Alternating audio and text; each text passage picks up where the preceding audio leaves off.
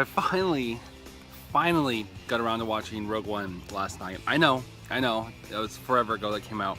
So I rented it, watched it, and I'm sitting here and I'm barbecuing some lunch.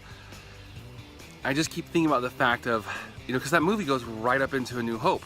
And I've spent more than half my life at this point being a Star Wars fan, and I've watched New Hope so many times. And I feel like I've always taken for granted the part where they talk about how many people have died to get these plans, and it's just a little tiny little piece in there, like, yeah, who cares, let's get in the fighters and let's go blow up the Death Star. And so we have, Luke, who just comes into the story out of nowhere, really. Like, he hadn't been involved in it up until the beginning of this movie. We have Leia, who was, but we don't, again, it's easy to take for granted. She's just a 16-year-old girl, just like Luke. And they start off this movie and they have this responsibility of blowing up the Death Star, and we see Luke and Han and Wedge and these guys go out and they do the Death Star run and they blow up the Death Star, and they're these great heroes of the Republic. So now we have this entire movie all about how they got those plans and the people who sacrificed their lives to do it. And I mean, mini spoiler alert, if you haven't seen the movie yet, I mean, what's wrong with you? It's been out forever. Just kidding. But it's seriously, a little spoiler alert. Almost everyone dies. Like, it's a movie to where almost every good guy in the movie dies by the time the movie's over, and it's all about them. It's very feels like a war movie of them sacrificing their lives to get these plans. So it starts off with the scientist, right? And he literally not just gives his life as in like dying, but like spends his life. He's a little farmer. He gets there, he goes off and has this life. He's a wife and daughter. His wife is killed. His daughter's hiding. He's separated. The only reason he does this is he spends the rest of his life working for the Empire so that he can put this flaw in, which does also finally answer that exhaust port flaw question that everyone's like, that's so dumb, why would they do that? Wait! How did the bomb behave in a way that completely defies physics? Oh, I don't know. Oh, right! We live in a galaxy with magic space wizards! He specifically did that so there'd be a hope of destroying this thing, because he knew that with this thing that the Empire would just take over the whole galaxy, and he didn't want that. So we have him, right? He's going to be an unsung hero. He's going to be considered a villain. He's the guy who designed this thing. He'll go down in history as a villain, but it's him who made this whole thing possible.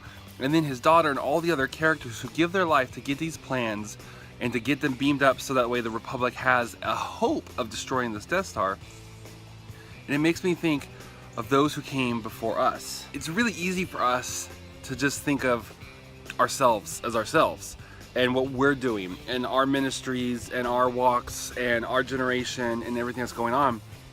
But if you really stop and take a look and step back, we're here and we're able to do what we're able to do because of those who came before us. I mean, you can go all the way back all the way biblical times. You can go back, from when America was founded so that we could have religious freedom here. But even just to your parents and your grandparents' generation, it's so easy to look at that generation and think like, well, their time is over, and we don't like their music, and church needs this or this or this, right? And we have these ideas, and it's easy to fall into that.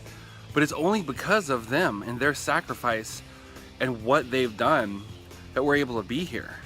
You don't like the decorating in the church and you think it needs to be updated? Well, you only have a building to be redecorated because of that generation, and that they put in the time and they sacrificed the money and everything it took to build that building or buy that building. You don't like the way worship is, or you don't like the way this class is, or we don't like how this is done. Those things are only there to be improved upon because of the last generation. So yes, we do need to step up, and we need to begin to lead. And even if you're young, 13, 14 years old, you're in youth group, and you're thinking, what can I do? And you need to be able to get involved and be able to have a leadership role, an influence, I guess is the word I'm looking for, not so much leadership, but to have a voice and to be involved. We need to stop sometimes and look back at those who came before us and give honor to what's due.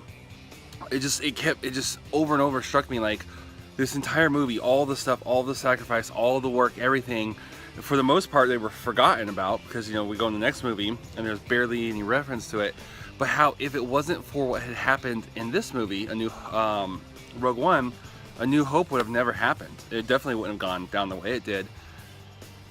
And just to stop and be grateful for those who have come before you, and just to pay honor to those who have come before you, and then take that gratitude and use that, pick up that gratitude and run with it, and go out there and don't take advantage of it. I mean, how sad and tragic would it have been if they dropped the ball in New Hope, and it's literally Luke's like, oh, I don't want to get involved, and they just decide, no, let's disband, it's this, you know, blah, blah, blah, we don't want to do this, and all that work and sacrifice had been for nothing. Let's not do that. Let's turn this into a new hope. Let's go and run with that. Take that gratitude, take that thankfulness for what the past generations have done, and go even further and keep going. All right, that's all I've got. I know I didn't really have scriptures or anything for this one. This was just more of a thought, something that was on my mind based off of seeing this movie. Hopefully it's encouraging. That's all I got for this episode. If you guys have any topics you want me to go over or anything like that, just let me know, message me, leave them in the comments for future Lil WORDy episodes. All right, well, until tomorrow, guys, peace out.